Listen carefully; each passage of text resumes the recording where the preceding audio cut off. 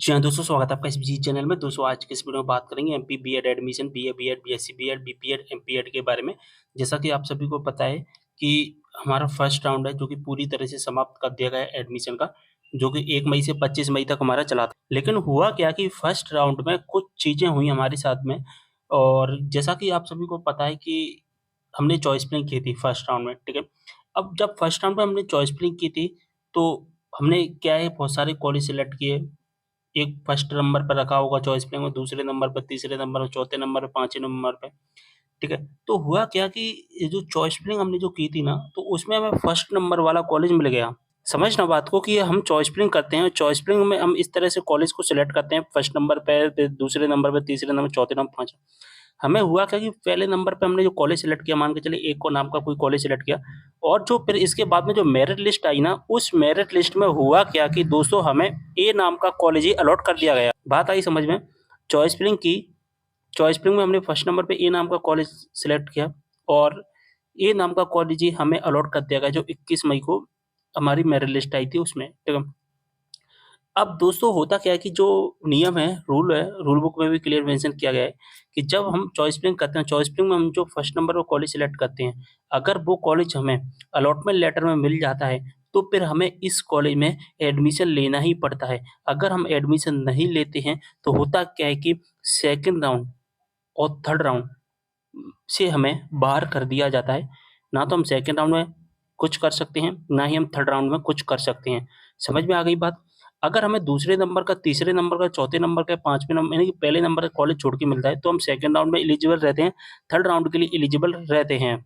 लेकिन जब हमें फर्स्ट राउंड का कॉलेज मिलता है, तो हम एलिजिबल नहीं रहते सेकंड राउंड के लिए, थर्ड राउंड के लिए। तो ऐसा ही कुछ हुआ है हमारे साथ कि फर्स्ट नंबर पे हमने जो कॉलेज सेलेक्ट किया, फर्स्ट नंबर का जो कॉलेज हमें अलॉटमेंट लेटर में अलॉट कर दिया गया, लेकिन हमने उसमें एडमिशन नहीं ले पाए। एडमिशन लेने की लास्ट डेट 21 मई से 25 मई रखी गई थी, ठीक है?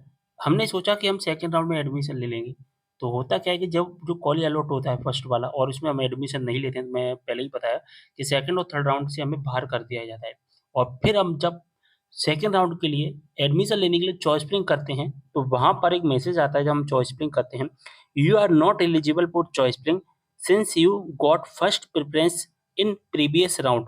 यानी कि हमें चॉइस फिलिंग के फर्स्ट प्रेफरेंस वाला कॉलेज अलॉट हुआ था, हमने उसमें एडमिशन नहीं लिया, इसलिए आप सेकंड राउंड और थर्ड राउंड से बाहर कर दिए गए हैं, ठीक है? फर्स्ट राउंड में चॉइस फिलिंग का पहला कॉलेज मिला, लेकिन उसमें एडमिशन नहीं लिया, तो हम सेकंड राउंड और थर्ड राउंड में चॉइस फिलिंग नहीं कर पाएँगे, इस बात का विशेष ध्यान रखना है। तो अब चॉइस फिलिंग नहीं कर पाएँगे, यानी कि आप सेकंड राउंड से बाहर हो गए, थर्ड राउंड से बाहर हो गए।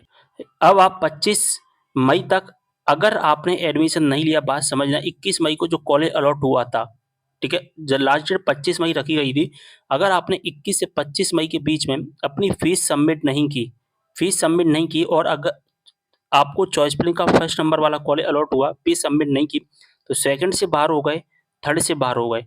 लेकिन अगर आपको बी नंबर वाला, सी नंबर वाला यानी कि फर्स्ट को छोड़ के बाकी जो कॉलेज मिले थे, तो आप सेकंड राउंड में चॉइस फिलिंग कर पाएँगे, थर्ड में चॉइस फिलिंग कर पाएँगे, लेकिन फर्स्ट वाला स्टूडेंट चॉइस फिलिंग नहीं कर पाएगा। मैं बार-बार एक ही शब्दों को बार-बार बोल रहा हूँ, जिससे अच्छे से समझ में आ सके।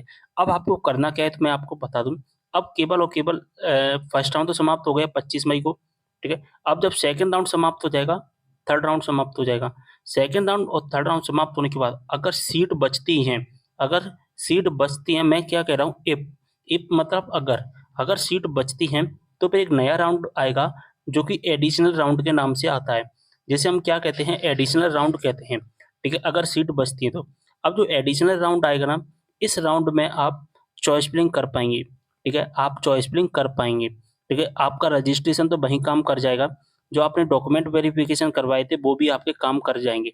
लेकिन जो चॉइस फिलिंग है, वो चॉइस फिलिंग अब दोस्तों आप कब कर पाएँगे, वो चॉइस फिलिंग आप केवल और केवल एडिशनल राउंड में कर पाएँगे। बात समझना, एडिशनल राउंड जो एनसीटीई कोर्स होता है, यानी कि BEd, MEd, BA, BEd, BSc, BEd, ऐसे कोर्सेज़ को हम एनसीटीई कोर्सेज़ कहते हैं, और एनसीटीई कोर्सेज़ में जो एक्स्ट्रा राउंड निकलते हैं, उसे हम एडिशनल राउंड कहते हैं, ठीक है? यानी कि दोस्तों हुआ क्या कि हमारा फर्स्ट राउंड, हमारा सेकंड राउंड और हमारा थर्ड राउंड, ये 3 राउंड हमारे मेन राउंड हैं।